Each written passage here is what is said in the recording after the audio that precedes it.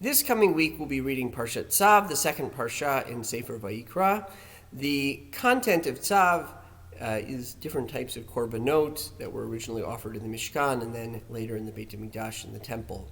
This Motzei Shabbat, of course, we have Leil HaSeder as the beginning of the Chag HaPesach, the holiday of Passover. And I'd like to speak about a connection between our Parsha and Pesach. One of the korbanot that we have in Tzav is the Korban Todah. The Korban Todah is the Thanksgiving offering. This korban is part of a category called shlamim, and shlamim were both burned on the altar, given to the Kohanim, and a significant portion eaten by the one that brought it. Normal korban shlamim can be eaten for 2 days. However, the Korban Todah only can be eaten for the day it's brought, plus the night that follows, and there's a prohibition about leaving it over until the morning. In addition to this short time frame for eating the meat, there are also 40 loaves of bread, 4 types, 10 loaves each, 30 of which were different types of matzah, and the fourth is a type of chametz, is a type of bread. And one of each would be given to the Kohanim, leaving 36 loaves to be consumed by the one who brought the offering. So we have 36 loaves plus a lot of meat from this animal that can only be eaten the day the offering is brought and the night that follows, and should not be left over until the morning. Why such a short time frame for so much food? So many of the commentaries, the Abarbanel, the Sforno, the Netziv, all relate to this point and come to the conclusion that this korban was meant to be eaten with other people. In order to really say thank you, we need other people there to tell the story of why we're saying thank you. And so therefore we have a lot of food, a lot of meat, and a lot of bread that needs to be consumed in a very short time, because the one who brought the korban, one who brought the offering, should invite everyone they know and make a big feast and tell the story of what happened, why they're bringing the Korban Todah.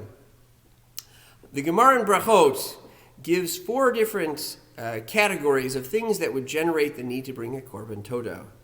One who crosses the sea, one who has gone through the desert, one who was sick and became healed, and one who was incarcerated and now has gone free.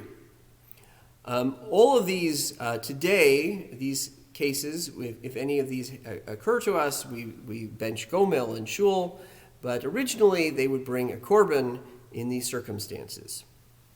Now there is a remarkable similarity between the Korban Todah and what should be at the heart of our Passover Seder, and that was the Korban Pesach.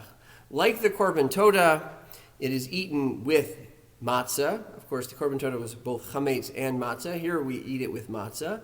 And like the Korban Todah, it is eaten by the one who brought it in a large group, and we have a very short time frame in which to eat it. Once again, it's only really the night following the day it was brought, and it's prohibited to leave it over until the morning.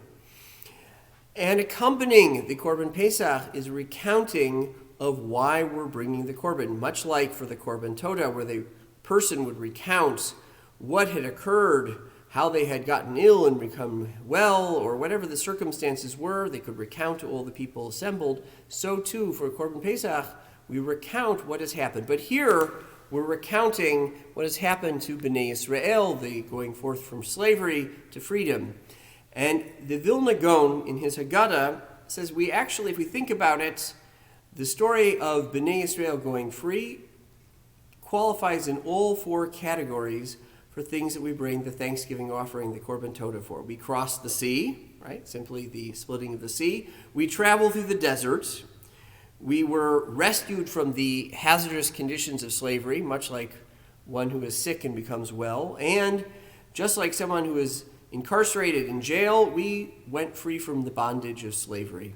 So this is like the ultimate Korban Todah, the Korban Pesach, and we gather together in the days of the Beit HaMikdash. They would gather together and eat the Korban Pesach, but we gather together still for our Seder, and it's one that should be one of giving thanksgiving and retelling what happened and recounting all that has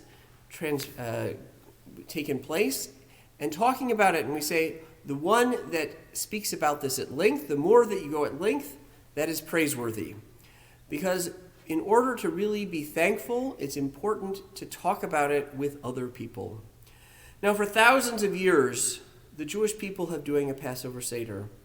And I can guarantee, as hard as this and challenging as this past year has been, there have been much harder years for the Jewish people. And yet, every year we gather and we praise Hashem and we give thanks for all the goodness that we have received, both in terms of the Jewish people going forth from slavery, but also in a more micro sense in our own lives, in our own generation.